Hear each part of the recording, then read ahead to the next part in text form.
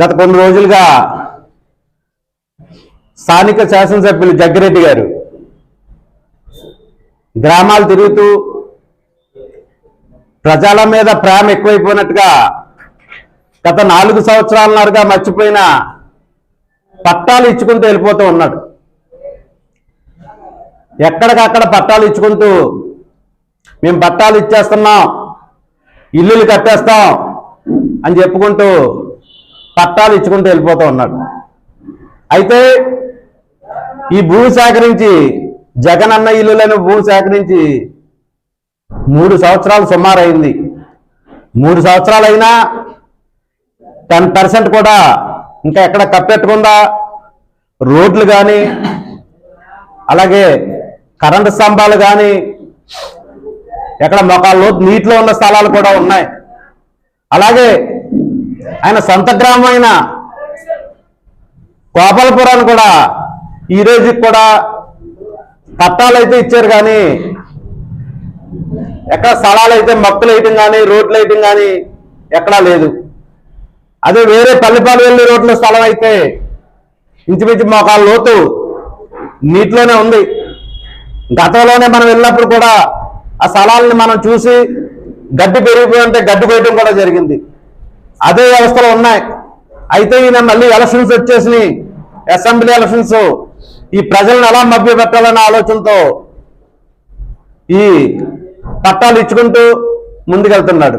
గతంలో కూడా MPTC elections వచ్చినప్పుడు కానీ పంచాయతీ ఎలక్షన్స్ వచ్చినప్పుడు కానీ ఇదే విధంగా పట్టాలు ఇచ్చి ప్రజలను మభ్యపెట్టి పేర్లు రాసి మేము ఇచ్చేస్తున్నాం మీకు అని చెప్పి మభ్యపెట్టి వారైతే ఓట్లు వేయించుకుని నగ్గడం అయితే జరిగింది. ఫర్ ఎగ్జాంపుల్ మనకు కొమరాజులంక తీసుకుంటే అక్కడ సేకరించే స్థలం 100 మందికి కూడా రాదు. 800 మంది లబ్ధిదారుల పేర్లు రాసి మీకు ఇచ్చేస్తున్నాం, మీకు స్థలాలు వచ్చేస్తాయని చెప్పి పంచాయతీ ఎలక్షన్స్లో కూడా నగ్గడం జరిగింది. అయితే 2 సంవత్సరాలు సుమారైనా ఎక్కడో కూడా దాని గురించి పట్టించుకునే నాదులు అయితే లేరు. అలాగే 2009లో అప్పుడున్న ప్రభుత్వం ఇచ్చిన భూములు కూడా సేకరించిన భూములు కూడా ఆ రోజుల్లో 2 సెంట్లు ఇచ్చి ఆ భూములను పంచితే మాకు వెనక్కి తీసుకుని ఆ పట్టాలన్నింటినీ మీకు మళ్ళీ ఇల్లులు కట్టిస్తాం అని చెప్పి వాళ్ళందరి దగ్గర లబ్ధిదారుల దగ్గర పట్టాలు వెనక్కి తీసుకుని 1.5 సెంటు భూమి ఇవ్వటం అయితే జరిగింది. ఇంత ఘోరంగా వీళ్ళు ప్రజలను మభ్యపెడుతున్నారు. ఈ అధికార పార్టీ ఎమ్మెల్యే జగ్గిరెడ్డి కూడా ప్రజలను మభ్యపెడతానికి పట్టాలు ఇచ్చుకుంటూ వెళ్తూ ఉన్నాడు. ఇంకంతా పోస్తే ఎలక్షన్ నుంచి 45 రోజులు 2 నెలలు లోపే ఉంది, 2 నెలలు కూడా లేదు. ఈ పట్టాలు ఇచ్చి ఏం చేసుకోవాలా? ఎందుకు రోడ్లు వేసావా? ఎక్కడైనా ఒక కరెంట్ స్తంభం వేసారా? ఎక్కడ ఏమీ లేవు. అలాగే అవిడిలో ఉచ్చులూరుపేట అయితే ఎక్కడ లోతుగా ఎక్కడ ప్రజలని దూరంగా 15 కిలోమీటర్ల దూరంలో లబ్ధిదారులకు ఉన్న ప్లేస్ కి 15 కిలోమీటర్ల దూరం కనీసం ట్రాన్స్పోర్టేషన్ లేదు. ఆ చుట్టూరు చెరువులు తవ్వేశారు, చెరువులకు పర్మిషన్లు ఇచ్చారు. ఇంత ఘోరంగా ఉన్న జగన్ నీళ్ళకి ఈ ప్రజల బుద్ధి చెప్తారు తగిన సమయం వచ్చినప్పుడు ఈ జగ్గిరెడ్డి అని చెప్పి తెలియజేస్తూ ఉన్నా. అదేవిధంగా ఈ మధ్యకాలంలో మళ్ళీ ఇసుక మాఫియా దారుణంగా పెరిగిపోయింది. ఒక జేపీ సంస్థ అని చెప్పి ఎక్కడి నుంచో రాయలసీమ నుంచి రావటం, ఇక్కడ సంబంధించిన వ్యక్తులు ఎవరు ఉండరు, దానికి సమాధానం చెప్పేవాడు ఉండడు, పర్మిషన్స్ ఉన్నాయో లేదో తెలియదు. చాలా ఘోరంగా మట్టి ఇసుక అయితే అమ్మేసుకుంటూ ఉన్నారు, దోచేస్తూ ఉన్నారు.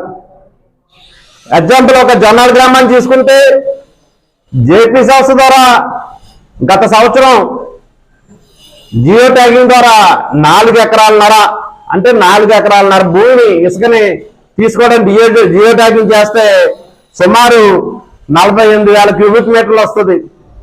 అంటే 3,200 లారీలు వస్తే వీళ్ళు ఎంత ఘోరంగా ఉంటే రోజుకే 400-500 లారీలు తోలేస్తూ అడ్డంగా ప్రజల సొమ్ము యొక్క దోచేస్తూ రేపు ఎలక్షన్స్ లో డబ్బుతో వెళ్దాం అని ఒక ఆలోచనతో అయితే ఉన్నారు.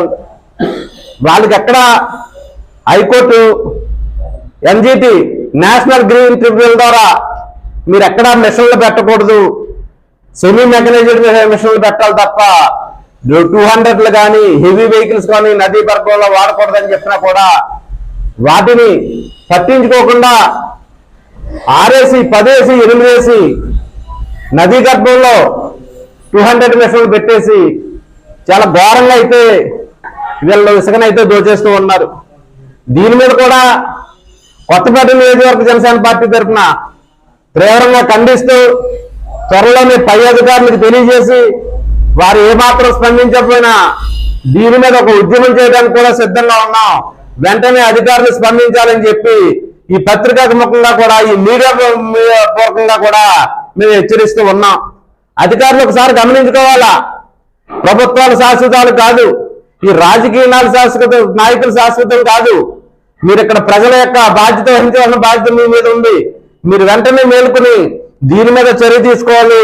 మేము కూడా పై అధికారులకు మేము తెలియజేయడానికి మా కొత్తపేట నియోజకవర్గ జనసేన పార్టీతో అయితే సిద్ధంగా ఉన్నామని తెలియజేస్తున్నాం. లేకపోతే మీరు కూడా దీనికి బాధ్యులు అవుతారని చెప్పి ఈ అధికారులు కూడా హెచ్చరిస్తూ, అలాగే స్థానిక శాసనసభ్యుడి దగ్గరికి కూడా హెచ్చరిస్తూ ఉన్నాం.